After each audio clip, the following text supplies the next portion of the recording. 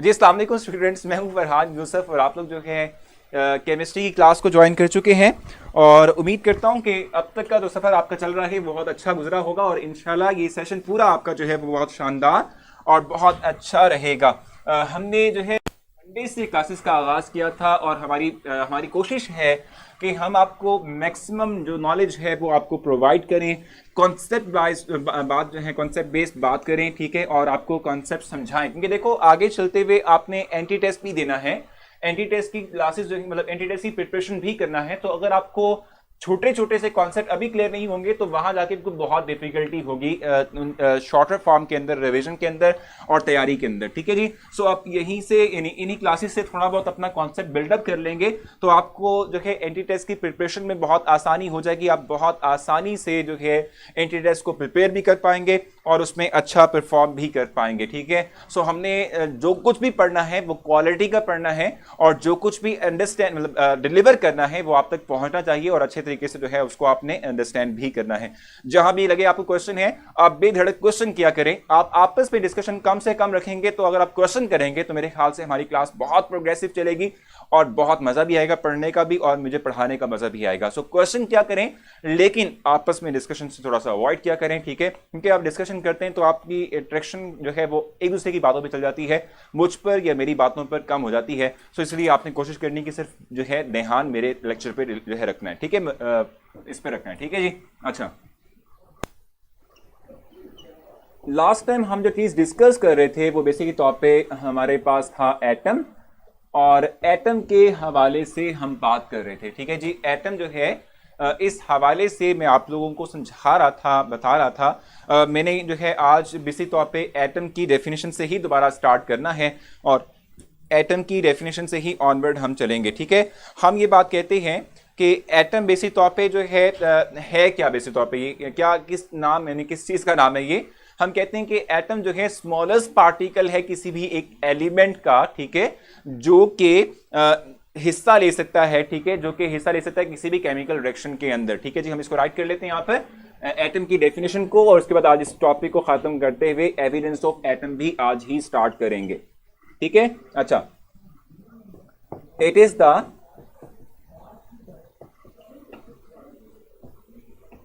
smallest particle of an element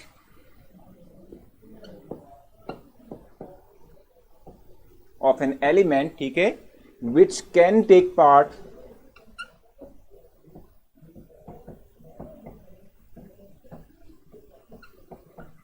in a chemical reaction।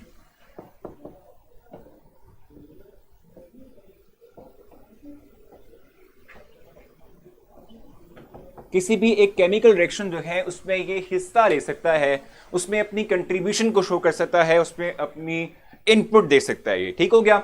अच्छा, ये है बेसिक डेफिनेशन किस चीज की, एटम की, जो मैंने आपको बता दिया, ठीक है। और इस वक्त तक जो कुछ भी हमने पढ़ा है उसके मुताबिक यही था कि atom is the smallest particle, ठीक है, जो कि फर्दर डिवाइड नहीं हो सकता। फिजा कह रही सर मुझे बता दें कि आई थिंक उनका जो क्वेश्चन है वो स्किप हुआ, तो मैं अभी देख लेता हूं उनका क्वेश्चन। एलिमेंट के मुतालिक कोमल पूछ रही है और आई थिंक फिजा का भी क्वेश्चन इसी से रिलेटेड है। मुझे बता दें कि एटम के बारे में है या एलिमेंट, मुझे बहुत कंफ्यूजन है इसमें। मैं आपको बता दूं कि बेसिक तौर पे एलिमेंट जो है it is the combination of same type of atoms, यानी एक एटम्स जो है, ठीक है, एटम्स की अगर हम बात करते हैं तो अगर एटम्स जो है कलेक्टिवली तौर पे एक दूसरे से मर्ज हो जाएंगे और वो क्या होंगे भी इकट्ठे एक जगह पर होंगे तो इनको हम एलिमेंट कहते हैं। फॉर एग्जाम्पल डायमंड है, डायमंड की बात कर लेते हैं। डायमंड की बात करते हैं तो ये सिर्फ और सिर्फ कार्बन एटम से मिलकर बना हुआ है, सिर्फ कार्बन एटम इसके अंदर होता है, कुछ और नहीं होता। तो हम कह सकते हैं diamond is an element, diamond is an element. Diamond क्या बेसिक तौर पे ये कार्बन एलिमेंट है, ठीक है। सो हम कहते हैं सर जी ये डेफिनेशन किसने बताई थी? फसी मैं आपको बताऊं कि डॉल्टन लॉ जो है, ठीक है, इसके बाद डॉल्टन लॉ की जो डॉल्टन जो है, जॉन डॉल्टन जो है, उनकी एटॉमिक थ्योरी के बाद ये डेफिनेशन आई है। एटॉमिक और सेल में क्या फर्क है, ये क्या बात, एटम और सेल में क्या फर्क है? आप बायोलॉजी को मिक्स कर रहे हो विद केमिस्ट्री। अच्छा चलें ठीक है। सो हम कह रहे हैं कि एलिमेंट का मतलब क्या होता है, same type, combination of same type of atoms is called as element. तो चूंकि डायमंड में से कार्बन एटम है, इसको हम एलिमेंट कहते हैं। एलिमेंट और सब्सटेंस में कोई डिफरेंस है या नहीं? तो मैं आपको बताऊं कि सब्सटेंसेस जो होते हैं या जिनको हम कंपाउंड्स भी कह सकते हैं, they are made up of atoms when they are chemically combined, chemically combined होते हैं, ठीक है। और they may have same type of atom और मे नॉट, यानी उनमें सेम एटम हो भी सकते हैं और नहीं भी हो सकते, ठीक है। लेकिन डायमंड जो है हम इसको एलिमेंट कह रहे हैं, क्यों? एक एटम है सर, एग्जैक्टली राबिया, ये एटम्स का मजमूआ है जिसको हम एलिमेंट कह रहे होते हैं, ठीक है। अच्छा, ठीक हो गया ना भाई? यहां तक तो समझ आ गई आप लोगों को I think. Sir ji promote का बता दें प्लीज। अच्छा, प्रमोट का बता दें, कनीजा कह रही है, चले भाई वो बता देंगे, आपसे बात हो जाएगी फिर से, ठीक है। अच्छा, यहां तक तो क्लियर हो चुका है। अच्छा, उसके बाद यानी जब हमने ये डेफिनेशन बता दी तो उसके बाद फिर क्या हुआ कि अब आती है सेंचुरी, कौन सी? 19th सेंचुरी का आगाज होता है, यानी 18th सेंचुरी के बाद लास्ट में और 19th सेंचुरी के आगाज के अंदर अगर हम बात करें तो हम कहते हैं कि कुछ एक्सपेरिमेंट परफॉर्म हुए। इससे पहले जो बात हमने की है, मोस्ट ऑफ द जो हमने जो है जो भी बात की, जो भी डिस्कशन हमारी रही, वो थियोरेटिकल बेस पर थी, उसमें कोई इनपुट नहीं थी एक्सपेरिमेंट की, ठीक है। लेकिन इसके बाद फिर क्या हुआ कि कंप्लीट एक्सपेरिमेंट परफॉर्म हुआ और एक्सपेरिमेंट जो है, ठीक है, इसके बेस पर हमने कहा कि भी इलेक्ट्रॉन की डिस्कवरी हुई, प्रोटॉन की डिस्कवरी हुई, ठीक है, न्यूट्रॉन की डिस्कवरी हुई, ठीक है। नहीं कि एक्सपेरिमेंट की बेस पर हम कहते हैं कि फिर एटम जो है उससे उसके अंदर सब एटॉमिक पार्टिकल्स डिस्कवर होना शुरू हो गए। तो हमने कहा कि जो हम पहले कहते थे कि एक एटम जो है, ठीक है, अब वो सबसे स्मॉलेस्ट पार्टिकल है that can not be divide, ठीक है। अब जब एक्सपेरिमेंट हो गए, क्या कहते हैं, इलेक्ट्रॉन की डिस्कवरी होगी, प्रोटॉन की डिस्कवरी होगी, न्यूट्रॉन की डिस्कवरी होगी, इसके अलावा सब एटॉमिक पार्टिकल्स और भी थे जिनकी डिस्कवरी हमने बाद में देखी, ठीक है। तो हम कहते हैं कि इसके बाद चूंकि जो है सब एटॉमिक पार्टिकल्स जो एटम का हिस्सा होते हैं वो हमारे सामने आ गए, हम कहते हैं atom can be divide, atom further divide हो सकता है। तो आपकी बुक में लिखा हुआ है कि हंड्रेड्स ऑफ पार्टिकल एक एटम का हिस्सा रहते हैं और जिनको सब एटॉमिक पार्टिकल्स का नाम दिया जाता है। सर मैटर वो होता है जो जगह घेरे या लाइट मैटर है? नहीं भाई, देखो, जो जगह भी घेरे और मैस भी रखे। तो अब देखो लाइट के बारे में हम कहते हैं ना ड्यूल नेचर, तो पार्टिकल नेचर उसकी शो होती है, तो ये मैटर ही है बिल्कुल। बता दिया मैंने आपको। कनीजा कह रही सर जी सेकंड ईयर की क्लासेस कब से स्टार्ट होंगी? सो जल्दी स्टार्ट हो जाएंगी, बेफिक्र कर रहे हैं आप। इस हवाले से मुझसे कुछ पूछना चाहते हैं तो जरूर पूछ सकते हैं। अच्छा, उसके बाद लास्ट में चूंकि हम हिस्टोरिकल बैकग्राउंड की बात कर रहे हैं तो लास्ट हमारा एंड आ चुका है। अब हम 19th सेंचुरी में जो है वो स्टार्ट होने जा रहे हैं, 19th सेंचुरी की बात करने जा रहे हैं, ठीक है। यहाँ पर एक साइंटिस्ट हैं, ठीक है, और साइंटिस्ट का नेम है जे बर्जीलियस, ठीक है जी। जे बर्जीलियस की मैं बात करूंगा। जे बर्जीलियस की जो है दो इंपॉर्टेंट काम है, ठीक है। जे बर्जीलियस जो हैं, ठीक है, इनके दो मेजर कंट्रीब्यूशंस हैं। एक तो ये कि ये एटॉमिक मैस की टर्म को फर्स्ट टाइम लेकर चलते हैं, एटॉमिक मैस को जो है वो एक्सप्लेन करते हैं एटम्स के, ठीक है। और दूसरा इनकी जो कंट्रीब्यूशन है वो है सैम्बल की, ठीक है, कि इन्होंने फर्स्ट टाइम जो है सैम्बल का सिस्टम यह है वो यूटिलाइज किया था, मतलब एक्सप्लेन किया था एटम्स के लिए, ठीक है। तो राइट कर लेते हैं। जे बर्जीलियस साइंटिस्ट हैं हमारे।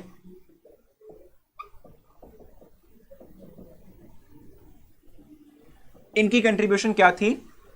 इन्होंने एटॉमिक मैस की टर्म को यूटिलाइज किया था, एक्सप्लेन किया था, ठीक है। एटॉमिक मैस के टर्म को एक्सप्लेन किया था, इनकी कंट्रीब्यूशन है। और इसके साथ साथ इन्होंने सैम्बल सिस्टम इंट्रोड्यूस करवाया था, ठीक है। ये मेजर इनकी कंट्रीब्यूशन थी और यही चीज इस पूरे के पूरे पेज का सबसे इंपॉर्टेंट पॉइंट है, ठीक है। आपने इसको जो है करना क्या है, इसको आपने अंडरलाइन कर लेना है, इसके ऊपर इंपॉर्टेंट लिख लेना है, ठीक है, इंपॉर्टेंट मेंशन कर लेना है क्योंकि इंपॉर्टेंट शॉर्ट क्वेश्चन है। क्वेश्चन आपसे पूछा जाएगा कि what is the contribution of J Berzelius related to atom, ठीक है। एटम से रिलेटेड उनकी कंट्रीब्यूशन क्या है, what is the work related to atom, ठीक है, बाय जे बर्जीलियस। तो उसमें आप जो है मेंशन करेंगे कि इन्होंने एटॉमिक मैस और सैम्बल का जो सिस्टम है वो इंट्रोड्यूस करवाया था, ठीक है जी। सो आपने यहां तक पूछना, आप मुझसे कुछ पूछ सकते हैं, नहीं तो हम फिर चलेंगे नेक्स्ट टॉपिक की तरफ। सर इसके बीच में रदरफोर्ड और बोह्र एटॉमिक मॉडल थ्योरी नहीं पढ़ाएंगे? अभी नहीं भाई, वरीशा वो आगे चैप्टर्स का हिस्सा है। सो मैं बताऊंगा आपको एमसीक्यूज का टेस्ट कब होगा, कब हुआ करेगा, तो वो भी निमरा हम जल्दी स्टार्ट कर देंगे, बेफिक्र रहें, ठीक है, वो भी जल्दी स्टार्ट हो जाएगा। सो यहां तक आपने मुझसे कुछ पूछना, आप मुझसे पूछ सकते हैं। हमने जो पहला एटम का जो इंट्रोडक्शन वाला पार्ट था वो कंप्लीट कर लिया। मैं आपको लेके जाऊंगा नेक्स्ट टॉपिक पे, जिसको हम कहते हैं कि हमारे पास क्या है, एविडेंस ऑफ एटम। कनीज़ा कह रही है कि सर आप इनबॉक्स में रिप्लाई नहीं देते हैं। और नो भाई कनीज़ा, मैं तो रिप्लाई देता हूँ, लेकिन मसला ये कि कुछ दिन से बहुत बिजी है, हम सब के सब लोग बिजी हैं क्योंकि हमने ई कैट का सेशन स्टार्ट किया है sir. I think he has also introduce the relative atomic mass. भाई ऐसा तो कुछ नहीं था। अच्छा, उसके बाद क्या है, जे बर्जीरस का टाइम पीरियड याद करना है। अहमद मुश्किल है, आपको याद हो पाएगा, लेकिन करना चाहे तो कर सकते हैं, इंपॉर्टेंट नहीं इतना।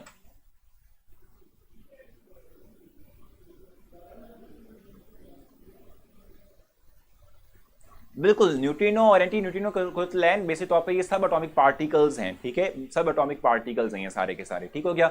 अच्छा, क्लियर है तो कम से कम क्लियर जरूर मेंशन कीजिएगा ताकि मुझे आइडिया हो जाए कि आपको समझ आ चुकी है, ताकि मैं नेक्स्ट पॉइंट पे जा सकूं। और अब नेक्स्ट हम पढ़ेंगे एविडेंस ऑफ एटम। सर मैंने सुना है कि सब साइंटिस्ट के थे, बाद में इंग्लिश पीपल। सैयदा ऐसा तो 100% नहीं है, ठीक है, ऐसा नहीं है। लेकिन ये ज़रूर है कि इस्लामी तालीमात पर अमल पैरा करते हुए उन्होंने तहकीकात की थी, हम इससे जो है दूर हो गए, तो इसलिए ये है, ठीक है जी। नहीं नहीं, याद करने की ऐसी ज़रूरत नहीं है, अब वो चीज़ याद करने की ज़रूरत नहीं है, आप भूल जाएंगे, आपको रटा लगाना पड़ेगा और फिर भूल जाएंगे तो फ़ायदा उसका कुछ भी नहीं है।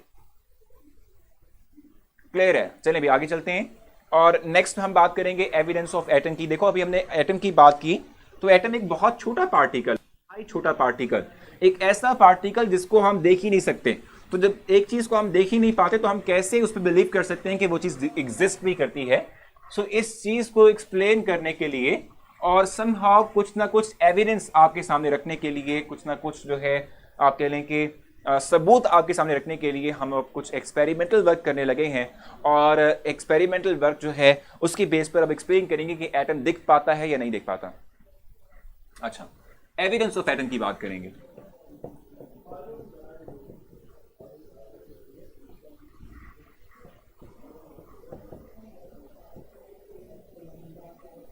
एविडेंस ऑफ एटम की हम इस वक्त बात करेंगे।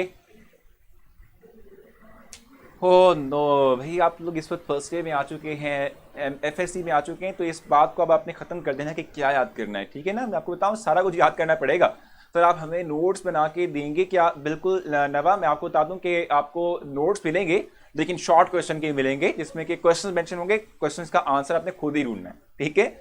सो देखो मैं बताऊं आपको, बुक आपकी सबसे आप कह लें कि इम्पॉर्टेंट चीज़ है, और सबसे ज़्यादा जो है आप कह लें कि जो हेल्पफुल मटेरियल है ना आपका, वो सिर्फ और सिर्फ बुक है, क्योंकि टेक्स्ट बुक के थ्रू ही आपके एमसीक्यूज बनने, टेक्स्ट बुक से ही आपका एंटी टेस्ट का क्वेश्चन उठाया जाएगा, और टेक्स्ट बुक से ही जो है कोई रीजनिंग क्वेश्चन बनता है। सो अगर आप टेक्स्ट बुक पढ़ने की आदत नहीं डालेंगे तो सब कुछ स्पॉइल हो जाएगा, तो इसलिए टेक्स्ट बुक को पढ़ें, वही सबसे अच्छे नोट्स हैं, उसमें सब कुछ मिलेगा आपको, ठीक है भाई। अच्छा, अब हम बात करें एविडेंस ऑफ एटम की, कि हमारे पास जो एटम है, ठीक है, उसके लिए, उसको देखने के लिए कुछ एक्सपेरिमेंट परफॉर्म हुए थे, तो वो क्या हुए थे और क्या हम एटम को देख पाए या नहीं देख पाए, इससे मुतालिक हम बात करेंगे, ठीक है जी। मैं आपको बताया कि अब तक जो कुछ भी हमने डिस्कस किया है, ये सारा कुछ हमारे पास क्या है, ये सारा कुछ जो है सिर्फ थ्योरेटिकल बेस है, इसमें अभी हमने कोई इनपुट नहीं डाली किस चीज पे कि हम जो है कोई एक्सपेरिमेंट की बेस पे बता सकें कि एटम दिखता भी है, ठीक है। सो अब हम जो पढ़ेंगे टॉपिक, वो बेसिक तौर पे एक एक्सपेरिमेंटल बेस्ड टॉपिक है, जिसमें कि हमने एक एक्सपेरिमेंट परफॉर्म किया एटम को देखने के लिए, ठीक है, कि एटम बेसिक तौर पे किस तरह से दिखता है।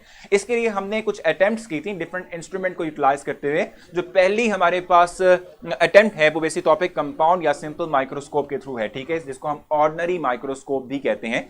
सो ऑर्डिनरी माइक्रोस्कोप के थ्रू हमने एटम को देखने की कोशिश की।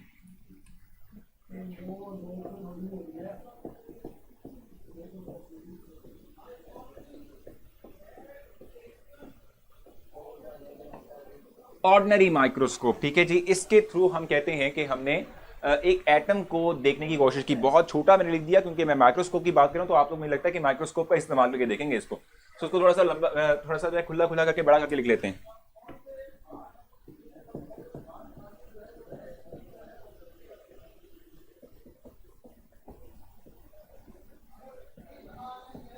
ठीक है जी, ऑर्डिनरी माइक्रोस्कोप की इस वक्त हम बात करने लगे हैं। सर इंपॉर्टेंट क्वेश्चन है एग्जाम के रिलेटेड, वो मार्क करवा दिया करें।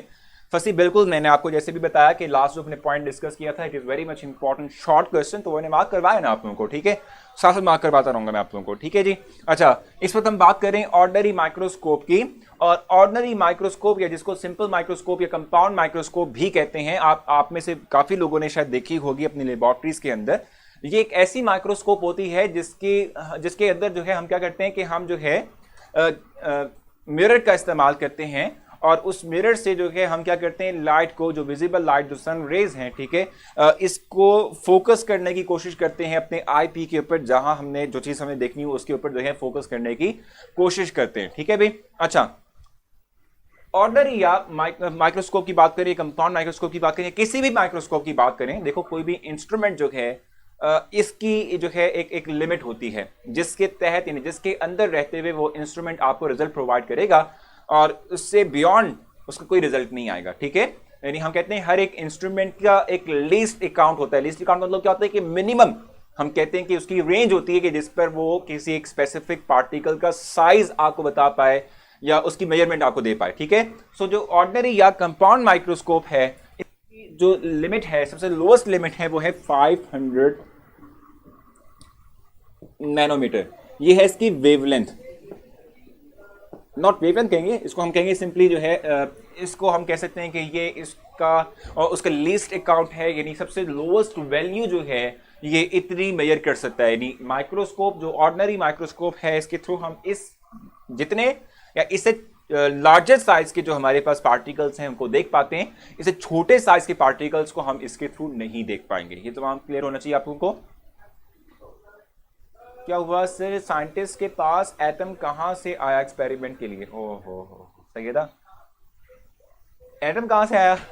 ये तमाम इर्द गिर्द जो आपके दिख रहा है वो क्या है? ये एटम से मिलकर बना हुआ है, तो एटम कहीं से भी मिल सकता है।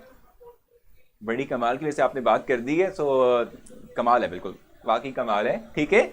सो 500 नैनोमीटर बेसिक तौर पे क्या है, लीस्ट अकाउंट है ऑर्डिनरी माइक्रोस्कोप का, यानी कि इस इंस्ट्रूमेंट के थ्रू सबसे छोटी रीडिंग या सबसे छोटा पार्टिकल हम इतना देख सकते हैं, ठीक है।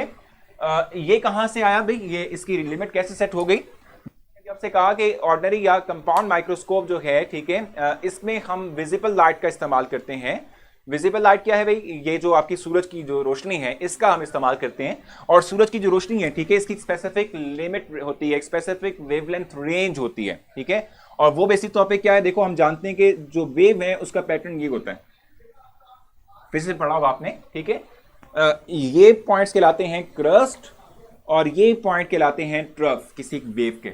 सो दो कंसेक्टिव क्रस्ट जो है, ठीक है, जो दो कंसेक्टिव क्रस्ट हैं, ठीक है, इनका दरमियानी डिस्टेंस जो है इसको हम लैम्डा कहते हैं, जिसको हम वेवलेंथ कहते हैं, ये वेवलेंथ कहलाता है, ठीक है जी।